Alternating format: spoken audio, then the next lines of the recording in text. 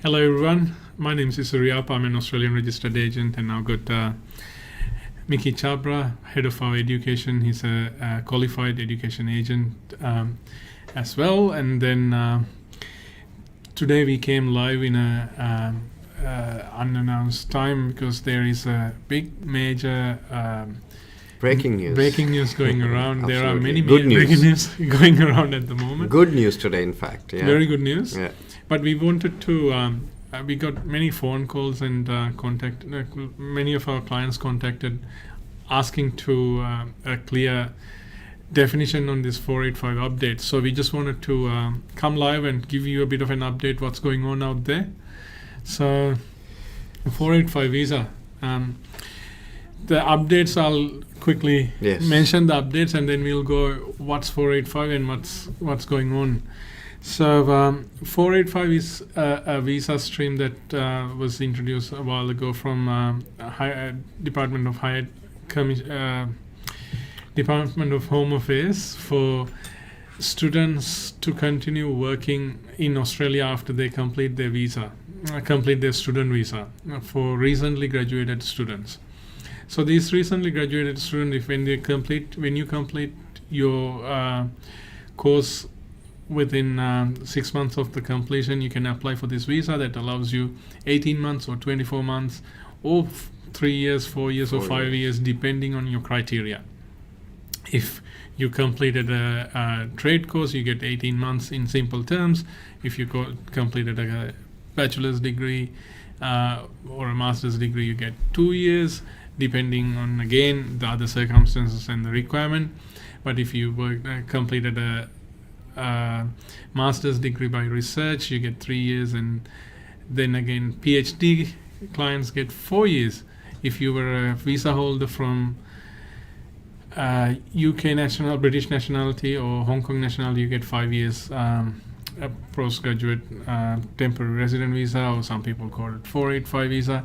This is a temporary resident visa because it allows you to work unlimited and pretty much do whatever you want. There's not many obligations within that given time, but it also is a good pathway or a bridge for many clients to build up their background to go into a permanent visa, work visa, or a general skill migration visa, for you to qualify yourself to get through a nominated occupation. And one other important thing, your occupation also has to be in one of the selected occupation list. Only for the vet sector. Absolutely.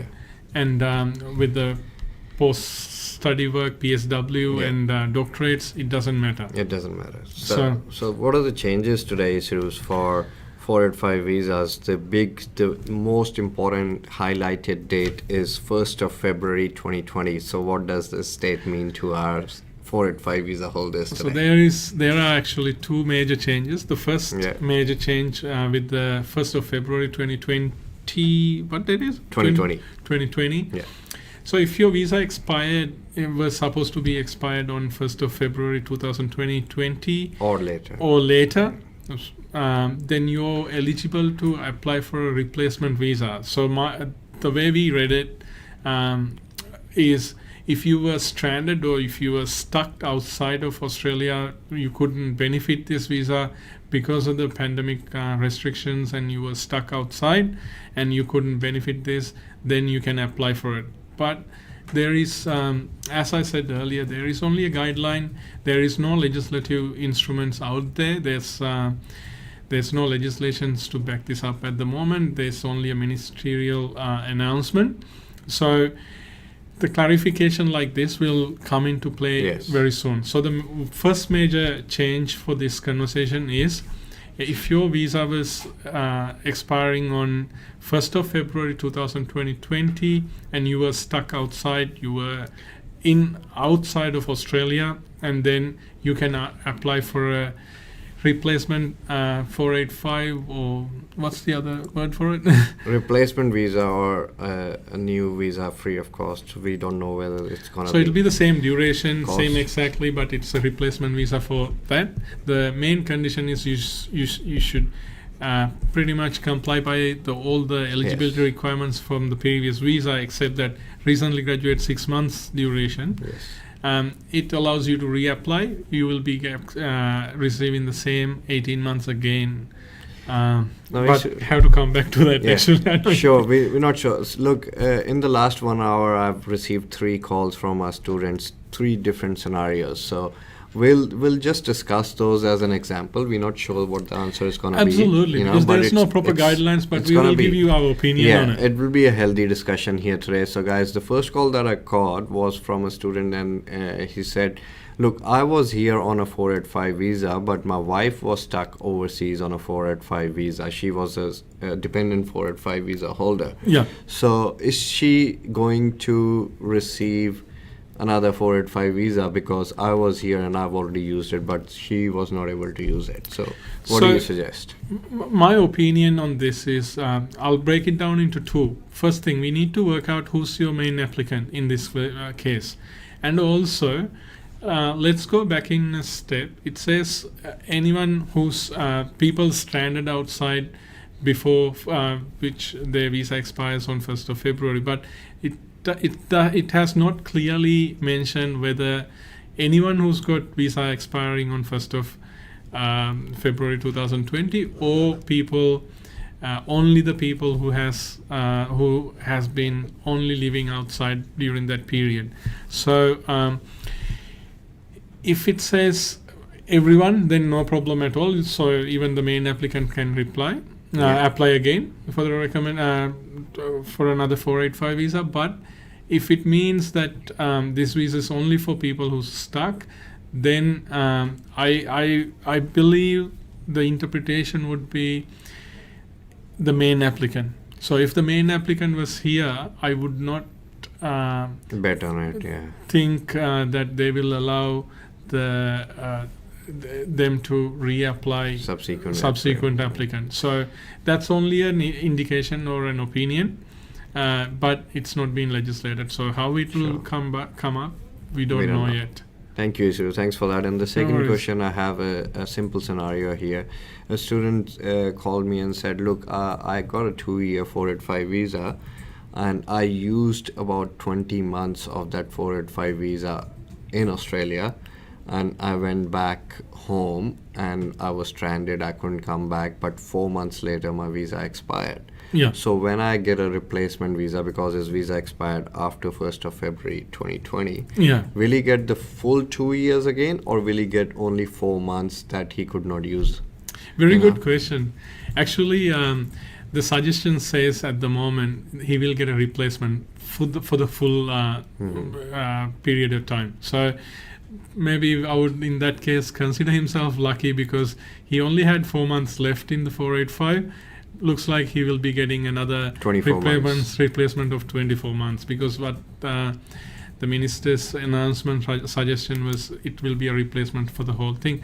And also, Mickey, I think we talked about the first major change, but we didn't talk about the second major change. We'll come to that change shortly. So stay tuned and stay excited. So one more question, Isuru, if you don't mind. No problem at all. So another call that I got, the student was asking me, would I have to pay the fees again for the 485? So is it going to be cost is going to be free, or is it going to be paid? We don't know yet, but anyway. 1,650 or something in that terms. There is no indication. I guess they would consider waiving it, but hey, there is. It should be waived. It should be waived practically, but we can't. Absolutely. There's no guidelines. When they set up a legislation, there's so many things that they have to put down. They need to. The department has to come up with the legislations and regulations, and also there'll be departmental policies that they're writing down. So that allows us to explore more into the nitty-gritty, these sort of questions. And when it comes to the reality, the real world practical questions, there's no information out there yet, but we will endeavor to get back to you in those questions, or keep in touch with us and give us a call, or be in touch if you have particular questions that are complicated like that. We should be able to give you the answers as soon as they come available in legislation. Thank you, Isuru, and we'll go to the next happy news that we got today, which is the duration of the 485 visa holders is going to be increased. The length is going to be increased. So, Isuru, absolutely, there's two good news about the masters and the wet qualified courses eligible qualifications.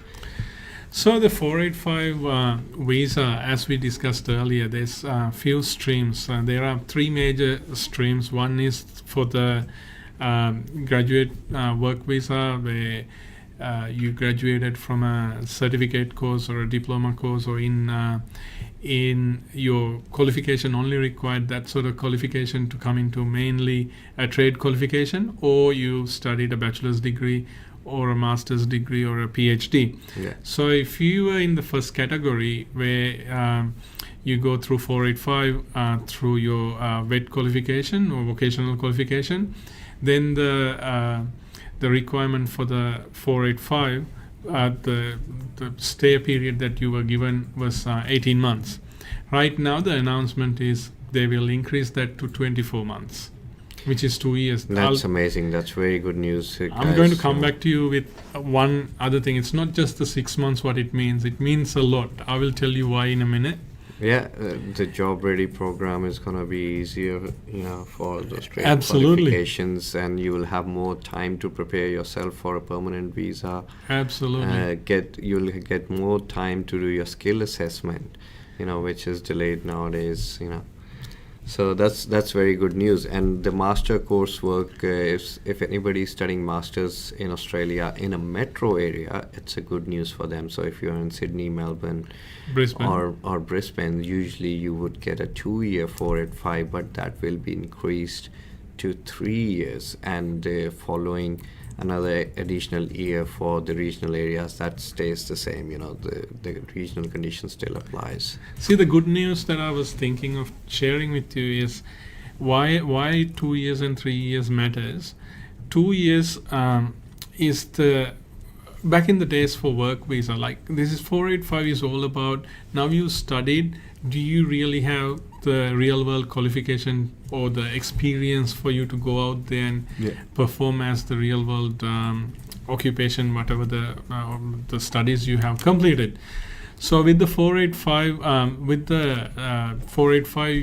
that gives you a gateway or the bridge for you to continue with the general skill migration, which is the point tested, as you all know, has to be below 45 and get at least 65 points by yourself to participate.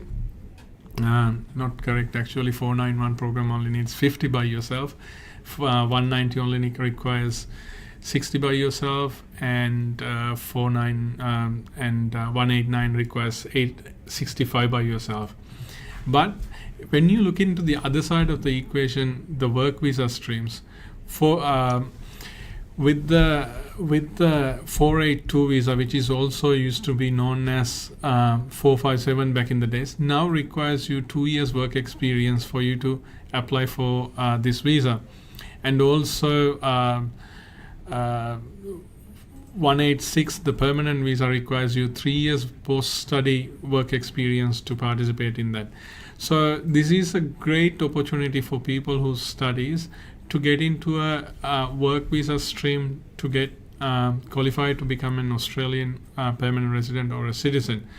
So earlier the problem we had, like for an example, if you were studied certificate 4 in commercial cookery, to make it simplified, so you would have finished your course, then worked in the field for 18 months, finished your 485. It was hard for you to get into a 482 visa because you had that 6 months gap if you were playing with the time frames. Now it's relaxed, and also the application period gives you enough time to be qualified. So that gives you perfect timing for you to be qualified, to be eligible to get into a 482 visa or or if you did the master's course, maybe if you did master's in accounting, and if you or master's in accounting, and if you get into the workforce directly, that allows you 3 years to work. So you don't have to muck around with the 482 stream. You can go straight into permanent residency with 186 stream.